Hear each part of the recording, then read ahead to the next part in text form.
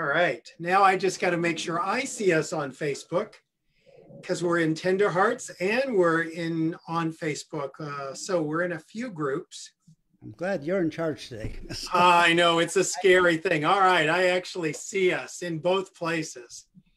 So anyone who's joining us, say hello. Tell us where you're from. I'm so glad you're here. I got to make sure my sound is out so I don't hear us in more places than I care to.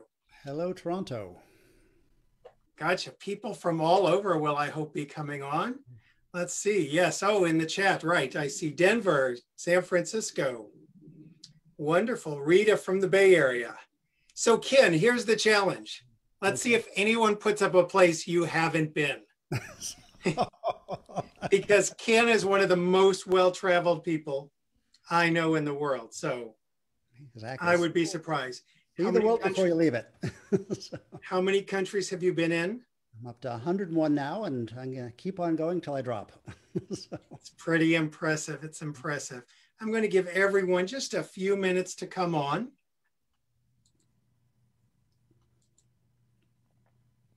All right. Hi, everyone coming on. Michelle's here. Sean, Mary Campbell from upstate New York. Welcome, everyone. I do a little thing, Ken, I don't know if you're old enough to remember, there was a thing called Romper Room where the teacher would pretend she saw people through the TV. All right. I'm only, I think, 1 year younger than you, by the way. Oh, okay. I don't know. I might debate that with you, but we can figure that out. All right. Let's see. Lisa's here from Grand Rapids, Michigan. Teresa's from New Jersey. Welcome all. So glad you're here. Ketty's from Puerto Rico. Hi, Ketty. Nice to see you. Wonderful. I'm sure we'll get some Australians soon. Teresa's here.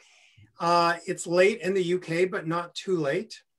All right. Jackie and John are on. Welcome. Connecticut's here. Great. All right. As we always do, let's just begin with a moment of silence to honor those who are no longer here with us. And today, Ken, I'm going to be thinking of your mother and sending her love and gratitude for you to be here. So join all of us in a moment of silence, please.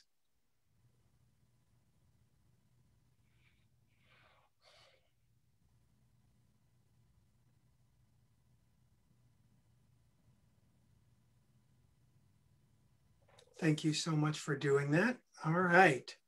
Let's see who's all found their way on here. Becky's here and Stephanie and Jennifer. Welcome. Glad you're all here. Tampa, very, very nice. All right, so let's begin. Hi, everyone. I'm David Kessler, and this is a number of my groups on right now, and we're in Tender Hearts. We're in Facebook. This Facebook, if you're watching it through here, was started after COVID to really help us connect virtually in a time where we were all feeling so isolated. And there have been so many wonderful guests who have joined us to volunteer their time. And today, another wonderful guest that I'm really excited about and have been trying to get for a long time. Ken Ross is here. Hi, Ken. Good to see you. Hello, David. I'm glad we're color coordinated today. We are. So Ken Ross is a number of things. He is a photographer, and I would imagine those are some of your shots behind you. They are indeed. We've got India, Papua New Guinea, Japan, where else back there? New Zealand, I see, Cambodia, a few places. I'll get into that. And Ken, besides being an amazing photographer, is also the son of Elisabeth Kubler-Ross and the head of the Elisabeth Kubler-Ross Foundation. So we have a lot to talk about today, just in terms of your portraits, your photographs. One of my wonderful memories I have, and it's too bad it was like before cameras and cell phone days. I remember getting ready to get on a flight to see your mother and being at LAX, the airport, and here's this gigantic photograph of yours on the wall. And I was so excited to see it, but my excitement was only topped by your mother's excitement to hear that your photograph was there. It was my biggest fan. So a very talented, extraordinary photographer. So Ken, why don't you just start by telling us a bit about you, about your mother? I have lots of questions, lots to talk about, but let's just begin with you. Well, how many days do we have? I'm not I about know, I know. not me. So, but my mom is interesting because, at heart, as you know, she was basically like a Swiss hillbilly, like, right? It's like Green Acres. I mean, she was this like Swiss girl from the countryside brought into America, and she was kind of lost, but she wasn't going to change her ways. So she was always very headstrong, and she really didn't like that word no. That was like not a good word for my mom. So I grew up with a mom who basically had no rules, right, in the house. As long as you were polite, went to school, got decent grades, you could basically do anything. I could have parties with 300 people. I could stay up and watch Johnny Carson in third grade. I mean, it was a very eclectic upbringing. And then we had, two brilliant doctors who knew their stuff, but they were very opposite. So you could say, in some ways I was conflicted because my father did not believe in life after death, being a Brooklyn Jewish guy. And my mother, there was absolutely no question. So at the dinner table, it's this constant discussion of life after death. And my dad's bringing these brains home and leave them in the kitchen where we're eating. Or I had to go to see an autopsy. Not quite his brains, but other people's brains in jars, right? Yeah, well, the ones he brought home. And people don't realize both your parents were doctors. Right. And my father was a neuropathologist. So the guy's a brilliant guy. He was a professor, head of his department. He was the only one in Denver. And in Chicago, when he started, there was only 3. So it was a very rare specialty. And, he studied medicine in a language he didn't speak. I mean, that takes brilliance, right? To go to medical school in Switzerland and not speak German is incredible. So anyway, I grew up like kind of conflicted because my parents were kind of on opposite sides and I had no rules and we're traveling around the world and it was a very unusual upbringing. And plus I was very shy. I did not talk. So imagine that with a famous mother, so you go to school and your mom's on the cover of Playboy or National Enquirer, it's very embarrassing and it's pushing you into your non-comfortable zone. So, it was pretty weird and challenging, but it was also very exciting because we got a lot of opportunities, got to meet incredible people, famous people, do wacky things, people let us sleep in the pyramids, on New Year's night, just incredible things all around the world and watching my mother touch so many lives. I think I traveled to about 20 countries with her growing up. So that was an amazing experience to see. One day she's in Sydney Town Hall. Another day we're in Eskimo villages, and then we're off to Japan to go work with people. It was just very eclectic upbringing. So I grew to really embrace diversity, travel, cultural, anything that's interesting and shows us how all our differences kind of bring us together at the same time. It's, there's so many times people describe just other people in the world and the descriptions are like, they're nice, they're lovely, they're sweet. Describing your mother is different than anyone. People always ask me about her and they're like, what was she like? And I would say, more honest than you're comfortable being in the presence of. Like your mother had an honesty that people either appreciated or it pissed them off. Exactly. Right. And she didn't realize it, but she was like her father, because her father was very much like, I have an opinion and this is what's happening. And that served her well because she was, a tiny woman who was like, 4'11" and a half from Switzerland, so for her to change the American establishment of a medical community, it was pretty incredible. You have to be very determined and have kind of a naughty side to do that, and she has plowed through like a bull in a china shop. So. And people really don't understand all that she did. How many books? Well, we say 24, but there's really more because there's some books that are only in German and some that are kind of taken from other books. So it's kind of hard to say, is that a new book or is it really just a derivative of another book? How many languages? 41, because I'm Swiss and I'm all about the numbers. So right. 41, as David and I signed a life lessons in Mongolian recently. Right. And we just signed On Death and Dying in Arabic for the first time. It's the first time she's ever been in Arabic. And I love it that she's in both Arabic and Hebrew with the same book. It is really incredible. Right. And thousands upon thousands of lectures. Yes. And my goodness, and really, people don't understand the modern hospice movement and end of life care might not be what it is today if it wasn't for her. That she was a pioneer in that. Right. And, it probably would have happened, but it may have taken another 10 or 15 years. So, and my mother did not like waiting. So she was going to get it out there.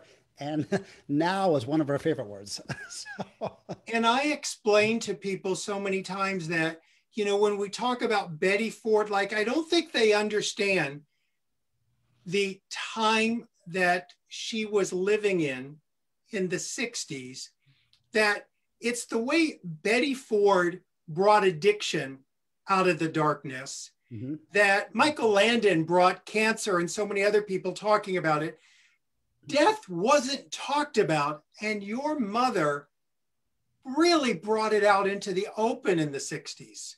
Right. Some people had tried before. A lot of people don't realize there's other books about death and dying. So I just happen to have, I don't know if you know this book. This was like the death and dying of the 1950s, right? So, it was Herman Feifel did a great job, but, it made some waves in the academic world, but not really with the public. And then again, 1965, we have this book. Very important book. Talks about death and dying, talks about dying in America is a horrible thing. Came out, 4 years before On Death and Dying, but still, it just didn't connect with the public. So what my mother had, which is strange because, here's this woman from Switzerland with this heavy accent, something about the way she communicated and connected with people, it just blew up. Between her book and the Life magazine article, she was everywhere, and the phone's ringing. We got a second line, put a secretary in the house, a second secretary. The mails got bigger and bigger. They started delivering twice a day. And yeah, but it was like, nobody talked about death and dying. It was just taboo. And I think I read a statistic that 93% of doctors did not tell their patients that they had cancer. I see a spot on the x-ray. We're going to look into it more. We're going to do some more tests. They didn't even tell them if they're getting a mastectomy. They didn't tell them that was going to happen. They'd have them sign a release, and then they'd wake up with no breast. I mean, the amount of disconnect with the patients was just horrifying. So, my mother was disgusted, and she wasn't going to have it. And that's the kind of things that, so many people hear things and go, oh, that's awful. And your mother was the type that was like, that's awful. Let's change it today. Right. Yeah, it's unacceptable. Like, we're changing it like now. Like, where's the administrator? Like, if he doesn't like it, I'm just doing it. But I'll ask once, maybe twice, but then I'm just doing it. So I'm not interested in your permission. Like, this is the right thing to do. So I see we have a guest. One of your cats has appeared. Oh, yes. Hopefully one of my dogs doesn't. My dog doesn't come and chase it, but. Right. I got several locked up, so they'll behave. Okay. So, and with all your mother did, how she really changed the world in so many ways, we want to reduce her to 5 words. Yes. So you want to talk maybe about those 5 words? I know you even got slides for us too. Yes, I have slides for us today. So let me share a little presentation. See if it cooperates today. Can you see that, David? I can't, not yet. Okay, let's try that. Boom, there we go. Now I just think you got to get it on the slideshow and we'll be good. There we go. There we go. Wow, great. So just briefly, so on death and dying, people define it, as you know, David, by the 5 stages, but that made my mother insane because she said the book is not about the stages. The book is about patience. It's about reversing the dehumanization of medical care. The book is about hope. It's about listening. It's about bioethics. It's about unconditional love. It's about having the teacher as the patient, you know, making them come first, not the doctor, not the tests, not the, you know, none of that, you know. So she said, On Death and Dying is about all these different things, but everyone just wants to give it this little neat little package and label. And I think part of that is because the publisher probably arranged the index in a manner that looks like it's just the 5 stages, right? I think we're going to pass through this today. So I want to mention this actually. Something very ironic about On Death and Dying that people don't know about is that my mother was a Jungian, but she got her idea for the 5 stages from Freud. She was friends with Anna Freud, and Anna Freud had this idea around the ego and the mechanisms of defense. And Elisabeth said, hey, you know, I think that's what my patients are going through. This stage model is a great way to describe what, you know, basically is a reaction. It's a defense mechanism. And so people always say, oh, you know, your mother got the stages from Warden or, you know, all different people. And no, no, no, no, no. She got it from Anna Freud. I mean, she told me directly on several occasions, and you can see there's a loose connection with the 5 stages here. This is exactly where she got it, nowhere else. Something else that's unknown about On Death and Dying is that there used to be a 13th chapter. The chapter was about near-death experiences, NDEs, and about life after death. So people think, oh, you know, Elisabeth just got into this wacky stuff in the 70s. You know, she was living in California. But that's not the case. She was totally into it in the 60s, but even the concept of talking about death was so far out that both her best friend and the publisher begged her to take it out because they said, no one's going to take this book seriously and you're not going to sell any books. They'll just think you're a quack. So reluctantly, she took it out, and unfortunately, that chapter's been lost. But obviously, she did many books later on about near-death experiences and so forth, and they've been some of her biggest sellers. But it's just curious that, you know, people have this misunderstanding that Elisabeth got into this much later. So, and again, I'd like to mention that, you know, Elisabeth did many books besides On Death and Dying, because people come to me and they say, oh, your mom did that one great book. I'm like, well, you know, she did a lot of great books. And here we have 2 of the books with you, David. And I'd like to point out that out of the 32 million plus books on Amazon, this book is in the top 10,000 best-selling books. No, that's pretty incredible. This book came out, what, 15, 16 years ago now? So, yeah, you know, that's amazing accomplishment, right? And it speaks to, you know, the continuing validity of her work and your work and the importance of this work and how it's so cross-cultural. You know, the message is not just first world. It's not just about how things happen in America. It speaks to everyone around the world. It's very important. And Ken, before you leave that page, yes, sir, I want to point out how many years since Death and Dying, because it still remains a bestseller also. Exactly. So 50? It is now 51. Wow. And it's usually in the top 25 best-selling books on grief. But you know, that often includes like one book labeled 3 times because it's a different version. Right. So like Tuesdays with Morrie will have 3 positions in the top 20 or 25 books. So really, it's more like in the top 15 bestsellers after over half a century.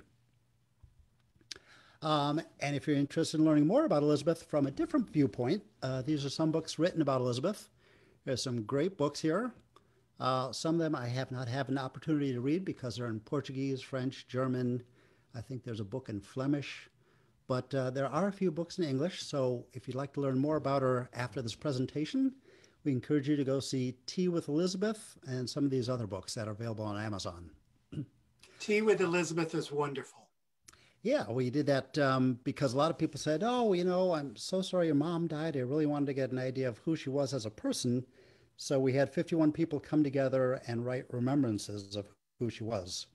So we had some great people join us, including Muhammad Ali and wonderful people. We just didn't want, you know, famous people, but we got a whole variety of people from going way back in her life, and people who had worked with her, people who were just friends, neighbors, to give a really complete picture of who she was as a person. And then, so besides these 24 books, she did over 100 chapters in books. She did forwards in lots of books. She did vet projects, AIDS projects. She started the first prison hospice. She had a working farm. She saw patients. She lectured around the world.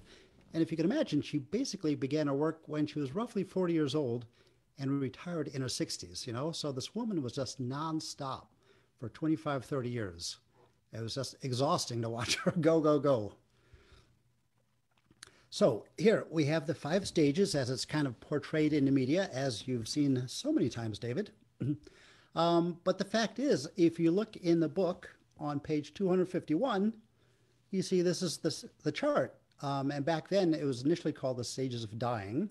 So people love to say, no, it was all about dying. It wasn't about grief. I'm like, Elisabeth was just kind of getting to know the stages when she came out with the book. And I saw between 1968 and 1974, there was definitely a transition of how she portrayed the stages, and she learned more. By the way, David, I've got a note here saying the Facebook link is broken. Do you want to double check that?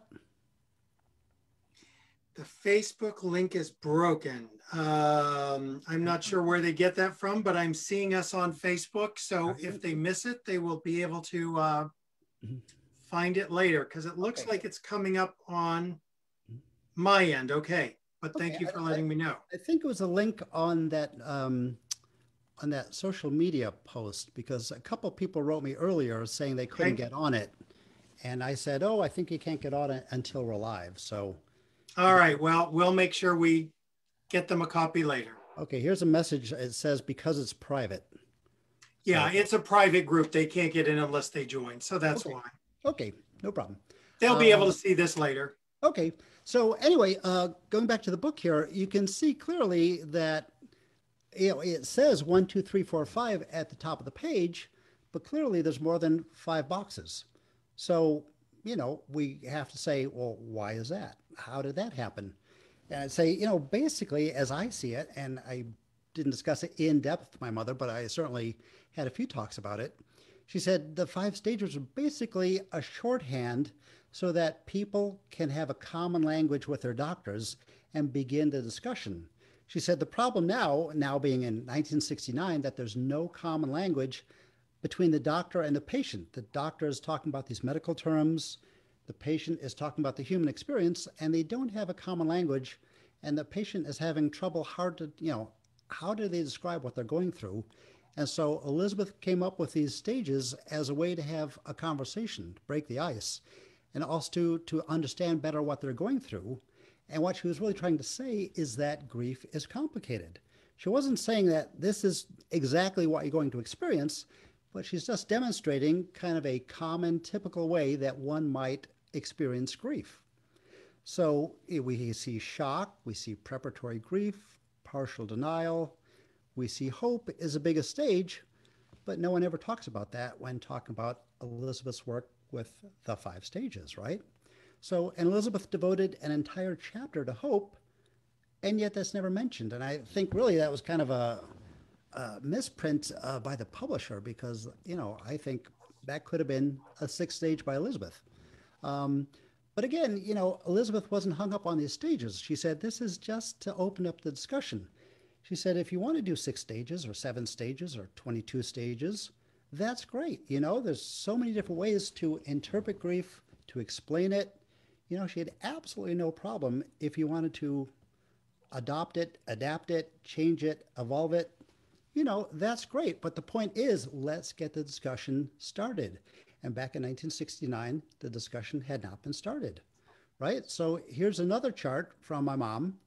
And it talks about hope, and, it talks about different things. And you see it, it's a circle, because as Elisabeth said, quite often, it's not a linear experience, right? And this is another chart. Elisabeth is talking about resolution as part of acceptance, about dreams, about hope, and how is a circle. It overlaps. You can just go back and forth, back and forth.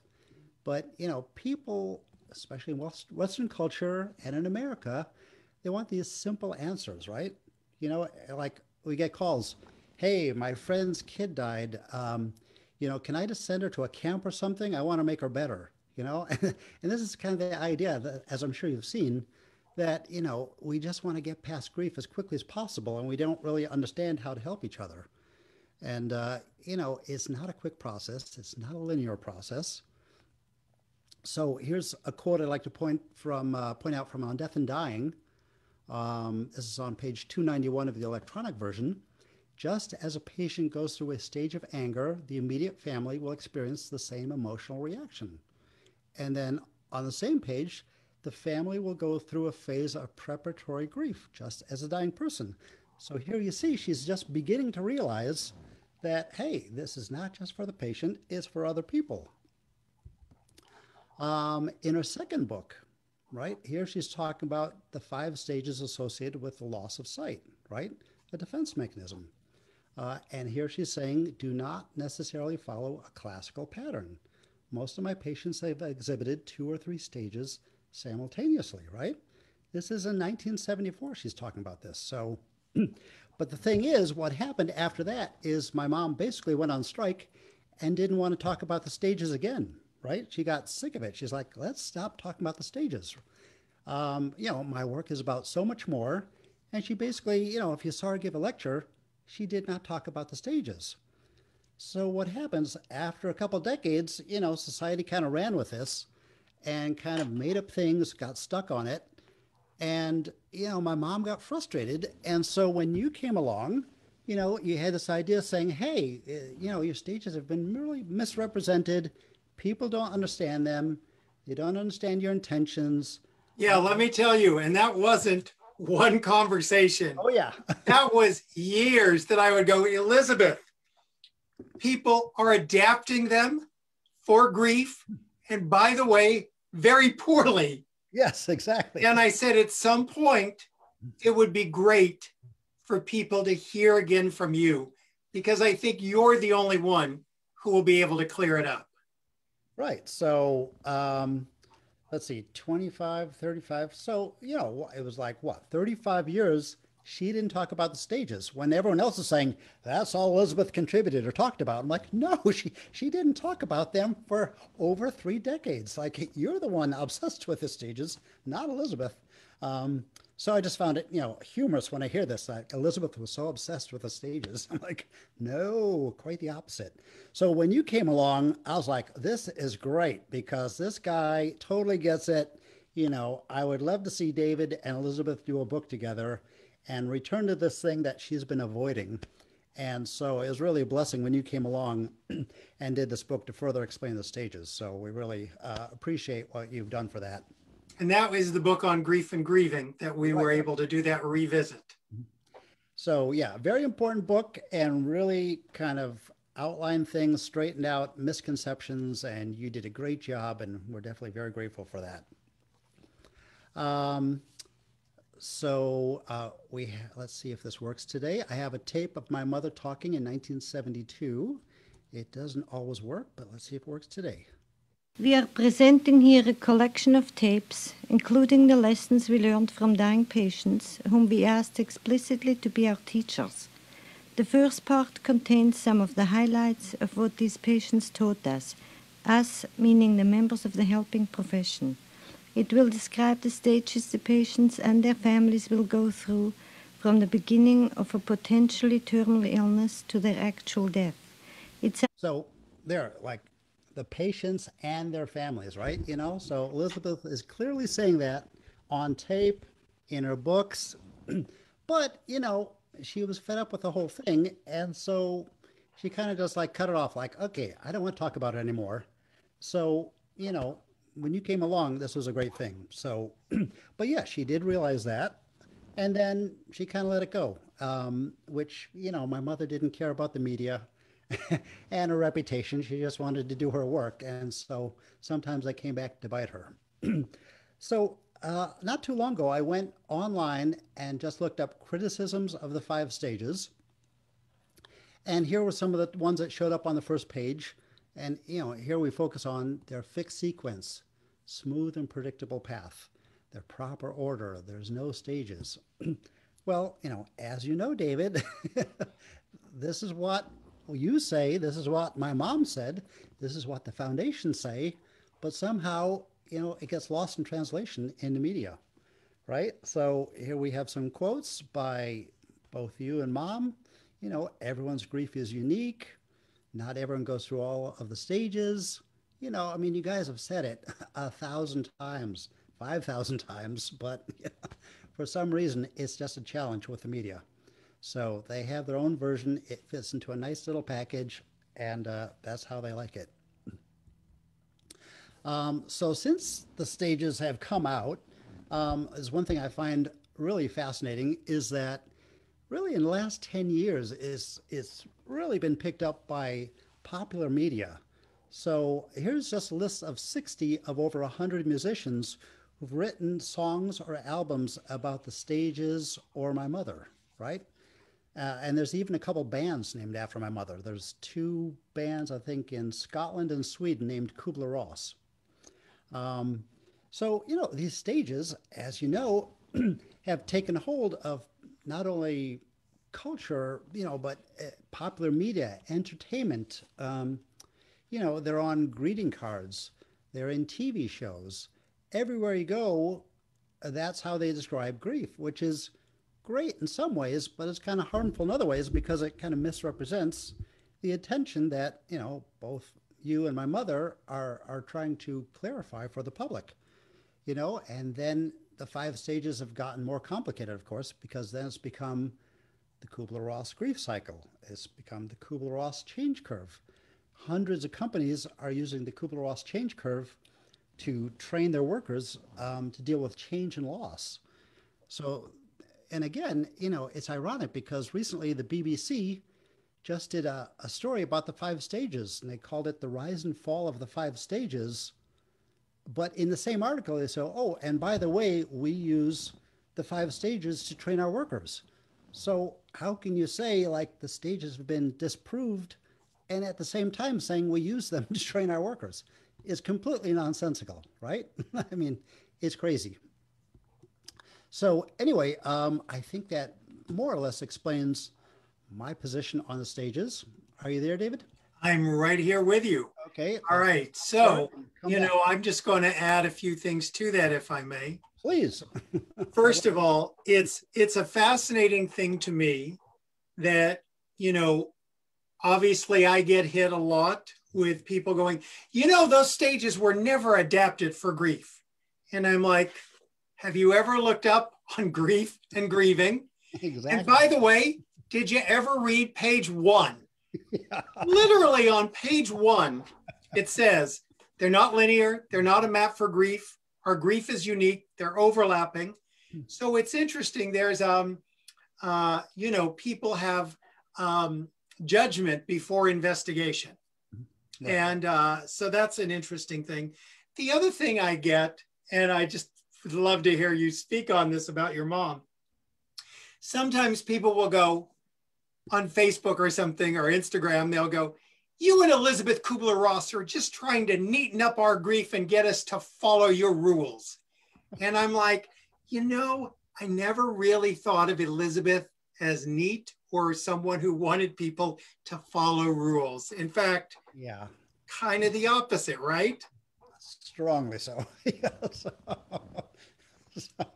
It's very ironic. So many things in Elisabeth's life are ironic. She was called the death and dying lady, but she was really the life and living lady, right? Right. She was about breaking rules, but then you hear things like that. So many ironies. It's just. And I will tell you, one of my favorite things I remember about the rule breaking woman is my children must have been about 9 or 10 years old. And your mother was in the hospital. And I went there to see her. I went up and she said, I thought the kids were with you. And I said, they're in the lobby, Elisabeth. And she goes, why aren't they here? And I go, because you have to be 14 to come up. And she was like, have I taught you nothing? Oh God, you're always coloring in the box. You really, with all your smarts, you couldn't find a way to sneak them up. And I felt like I'm not a good rule breaker in front of Elisabeth. Yeah, I can hear her with her Swiss accent. Ah, that's bullshit. Get them up here. Exactly. And of course, I'm like, I did get them up there. Yeah. The other thing, just so people get a feel of that frustration of getting reduced to 5 words, I would sometimes be visiting your mother and sitting there. And, you know, you never knew who was coming in, whether it was a patient, a clinician, royalty, movie star. I mean, it could be anyone. Mm-hmm. And I sat there and, you know, so many times clinicians would go, Elisabeth, let me give you the background on this case. I need your help. And we would sit there for 20 minutes hearing all the background, like waiting for the question. And then the clinician would go, so Elisabeth, what stage are they in? And your mother would go, forget the stages. Right. Meet them where they are. Mm-hmm. You know, I can remember her saying so much, meet them where they are. And I think that's gotten lost in our modern world that wants to give you 5 easy steps for everything. Right.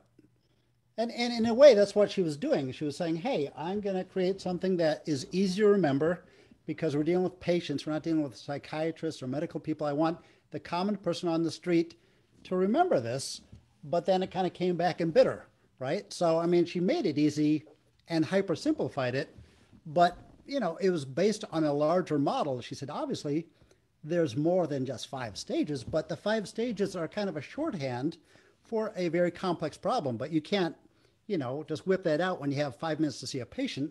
Let's develop a shorthand conversation, you know? So I heard my mom talk about possibly 14 stages, right? And you know, she talks about anxiety 14 times in On Death and Dying, right? So somebody wrote a book saying anxiety is a missing stage of grief. Claire Bidwell Smith. Right. But so, yes, it wasn't mentioned, you know, in the index, but, you know, she talked about this and she talked about all sorts of things. Yeah, the one thing that I love that comes up a lot in the media is they'll go, we want your comment.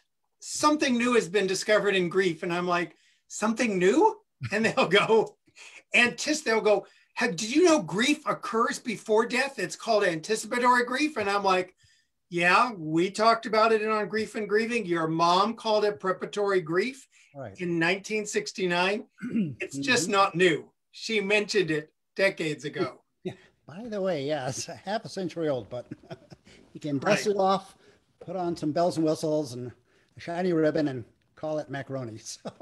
And, you know, I think that's so true that it was interesting, you know, when you talk about, I've been around her long enough in my life, decades now, to know that she's in favor, she's out of favor. She's in favor, she's out. Like the you know, that it's a bit of a roller coaster. Right. Mm-hmm. And, you know, it's amazing to me how the things that your mother Elisabeth talked about the afterlife, were considered so out there. As you said, it was like, shh, don't let her talk that way. Right. And now it's been proven that connections with our loved ones after they die are a good thing for people in grief. That we don't know, that it's actually arrogant to think, oh, we know.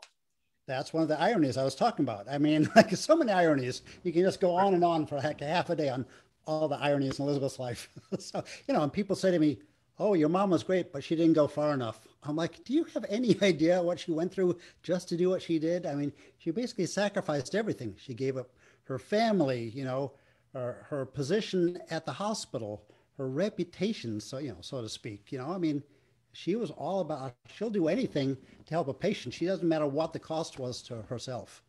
Right. So let me see if we have some questions. I think a few came up. I think we addressed a lot of the questions I saw. One that I'll just talk about that someone asked a few times, how did I meet her? It was interesting that we were both going to be at a conference in Egypt. And she was, of course, the keynote of an international conference on death and grieving in Egypt. Right. And the person who put the workshop on and was doing it all, I mean, she was the keynote, I was like wallpaper. And after, I remember the person who was running it said to me, "How's she doing? Do we know?" And I went, "Well, you must have a contact, call." And she goes, "I don't know how to call people who were sick." And I go, "Well, are you calling her directly?" And she went, "No, it's her son." So I said, "Give me his number, I'll call." I was shocked. I called you and you said, "She's doing better. Here's her number." I'm like, okay. Then I called her. We had an amazing conversation. She was like, she told me how she was doing after her stroke. She talked about what was it like going to Egypt and shared that she had been there before and it's sad she didn't get to go again.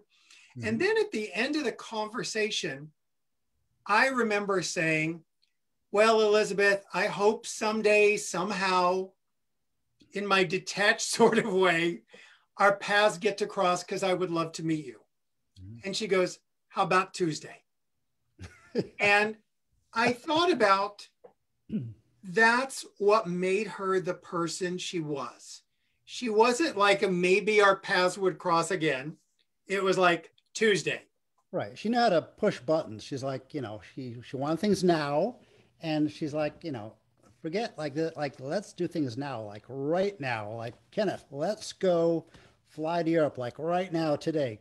Like, I want to go do this now. Right. So that's how she got things done. Like, don't wait, because tomorrow is not promised to anybody. So let's do it now. And she's also a woman who was the most honest, the most loyal, probably loyal to a fault at times. Oh, yes. And I can remember I had no idea. I was very young when I met her.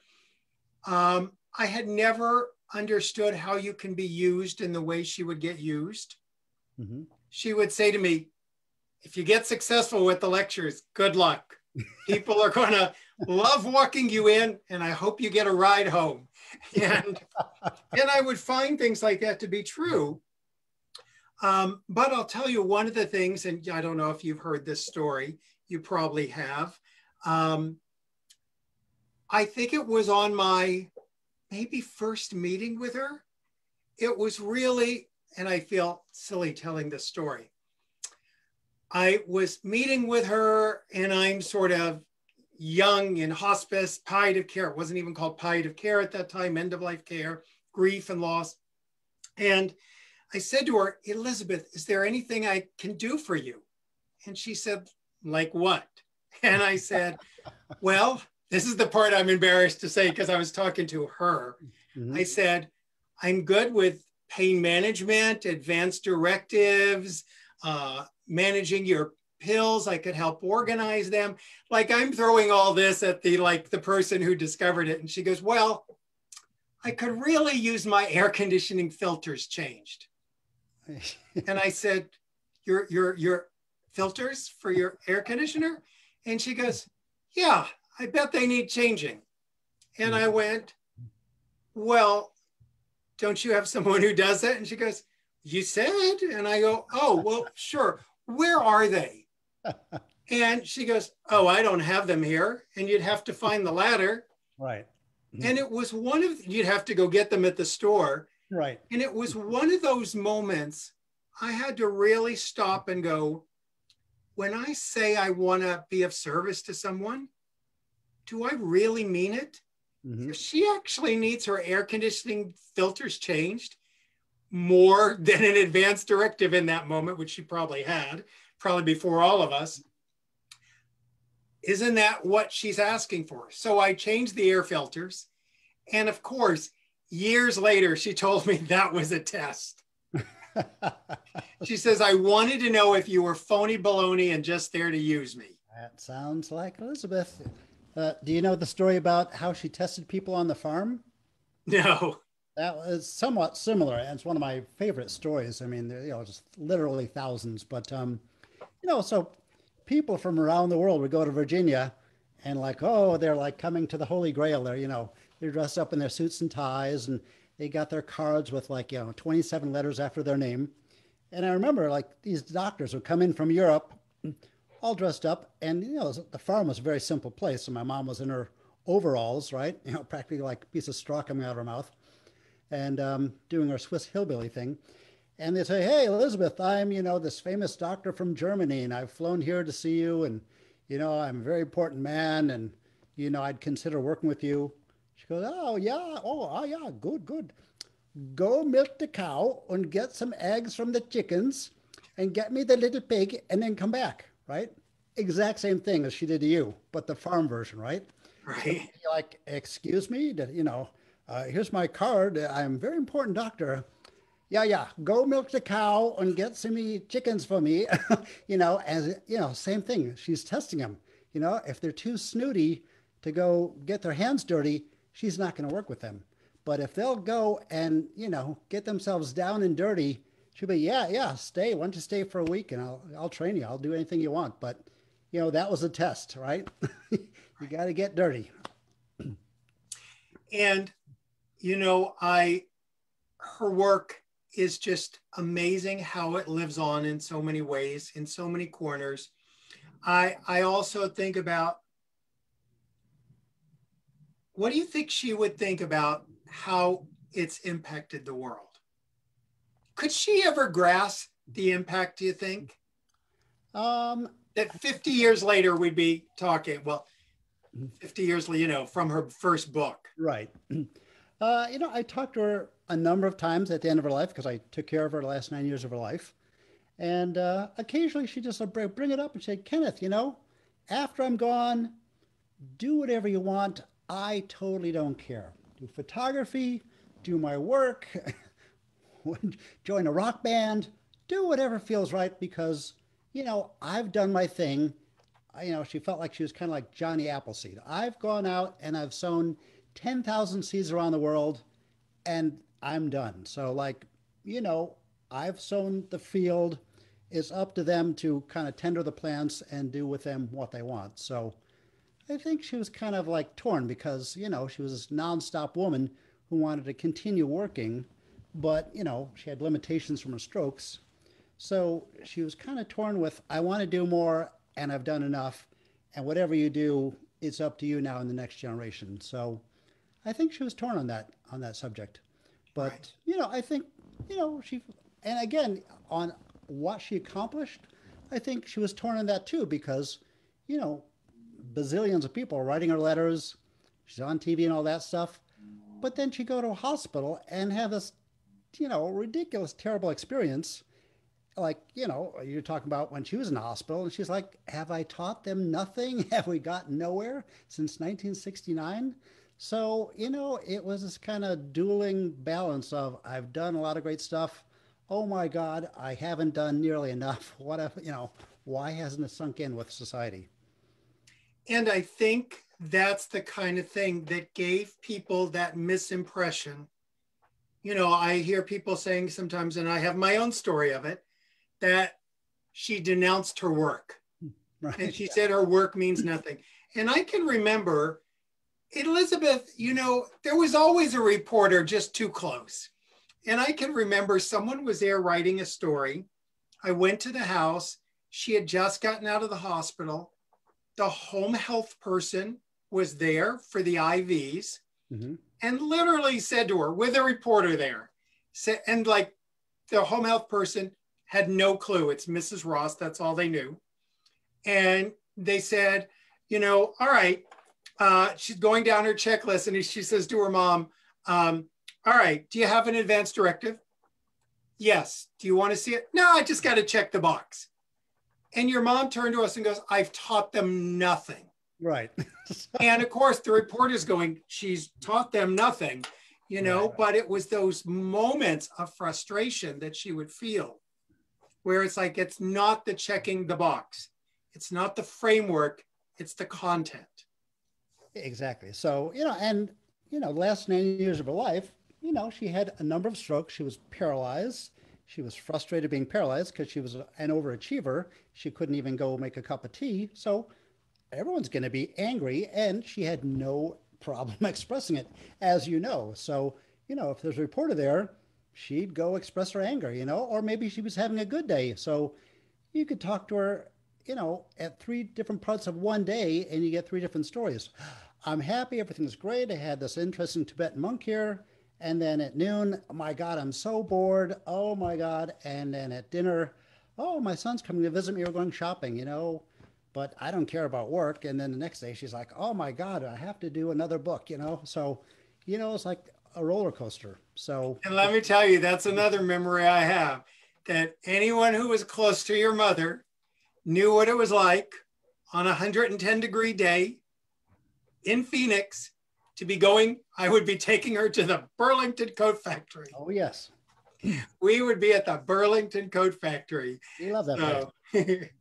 Or she'd call me up, at midnight and say, Kenneth, they forgot to feed me. I'm like, well, no, Mom, it's 1 a.m. So you probably ate like 7 hours ago. She'd go, no, they forgot to feed me. Can you bring me dinner? And so I'd have to go like Jack in the Box at 1 a.m. and grab a Taco Supreme or, Hush Puppies or whatever she wanted. So, it was like, and there was days when the housekeeper didn't show up. No one showed up and she's bored.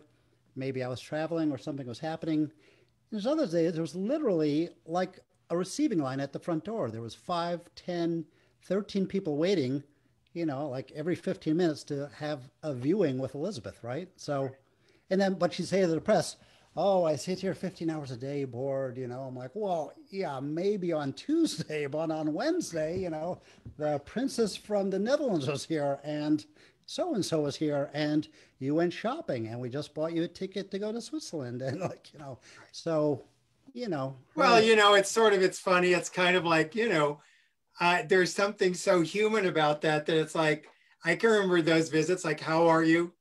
Bored, alone, nothing's happened. No, nothing. It's been terrible. Right. 10 minutes into the conversation. So, and Oprah was here. Oh, okay. Oprah was here. Sure. Right. All righty. My life is a little more boring than yours. Oh, did I tell you, Kenneth, I kicked Shirley MacLaine out of my house yesterday. Right. She was really annoying. So I'm like, oh, I'm sorry, Mom. That must have been so bad.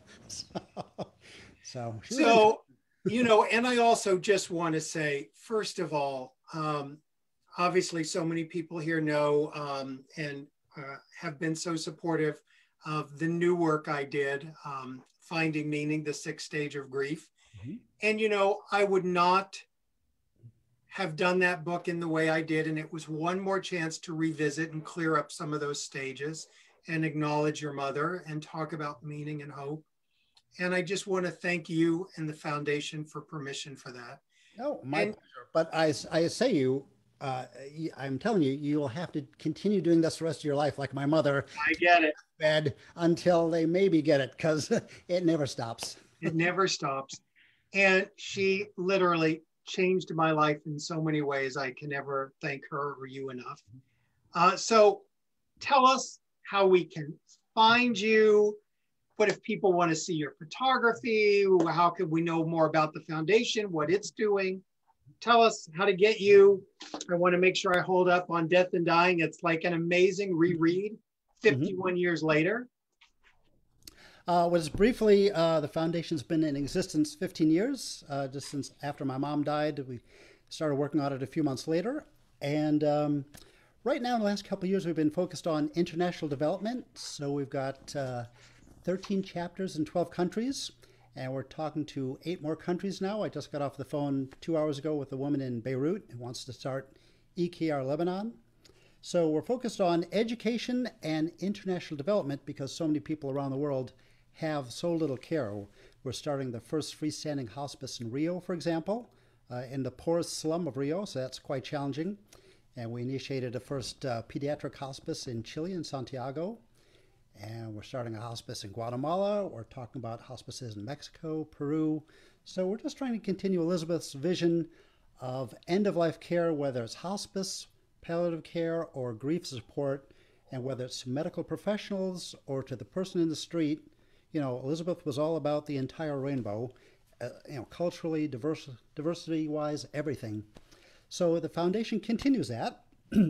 And we have something like 15 websites, but the main website is ekrfoundation.org. And then you can also go to my website, which is kenrossphotography.com.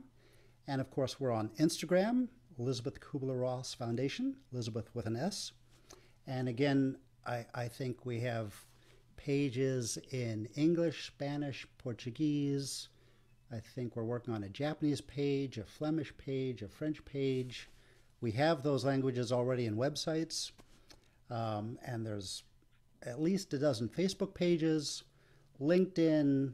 We do everything except TikTok and Snapchat. That's where we draw the line. But other than that, we have it all. Very good. Thank you so much, Ken. I'm going to stop our Facebook and say goodbye to our Facebook folks. And maybe we'll stay just a couple of more minutes in Tender Hearts if you can hold up for just a little bit longer. All right. Thank you so much for everyone joining us on Facebook. Please keep posting. Let us know when you're having a bad day, a good day. Support one another. We can't do this alone. And I love bringing people like Ken here to inform us and let us know, because I think the more you know about grief, the more we can heal together. So I will say goodbye now to our Facebook friends. Bye-bye. Take care.